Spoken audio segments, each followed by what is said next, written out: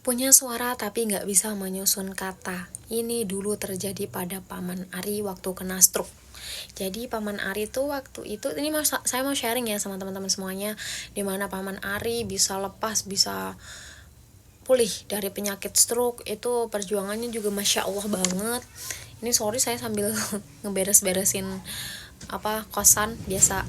Nah, waktu itu setelah stroke tuh beberapa orang kehilangan kemampuan bicara, termasuk Paman Ari. Waktu itu ototnya tuh kaku, mau membuka mulut itu susah karena ototnya benar-benar kaku. Tapi bukan berarti Paman Ari waktu itu tuh nggak mau ngomong, bukan, tapi karena otaknya tuh kesulitan buat memproses kata. Ini nih sebab dari stroke tadi. Si Paman Ari tuh paham omongan orang lain, paham omongan yang orang ngajak bicara dia itu paham, tapi jawabannya tuh nggak keluar. Jawabannya tuh bisa jadi nih, pokoknya waktu itu yang Paman Ari tuh nggak bisa keluar. Tapi ada juga yang kasus stroke dia itu bisa keluar tapi acak, jadi nggak nyambung gitu loh.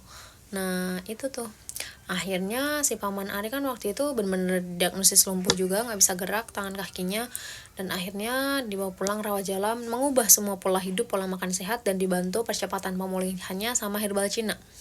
Itu si Paman Ari kok bisa nemu sama herbal Cina itu direkomendasiin sama temennya yang udah nyoba. Jadi waktu itu temennya ngerekomendasiin, bilang ini nih cobain kamu sama herbal ini, siapa tahu cocok buat kamu, cobain dulu deh.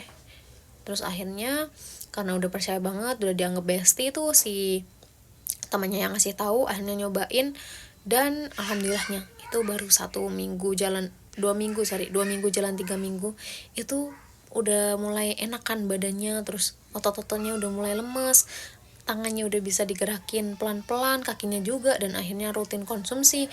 Akhirnya sekarang kondisinya sudah hidup normal kembali, sudah hidup seperti orang-orang pada umumnya. Bahkan kemarin itu sempat info-info, kan beliau kerja di Arab ya, sempat info-info beliau sehat, beliau makin pulih, staminanya terjaga. Ini sih saya salut banget sama perjuangan beliau.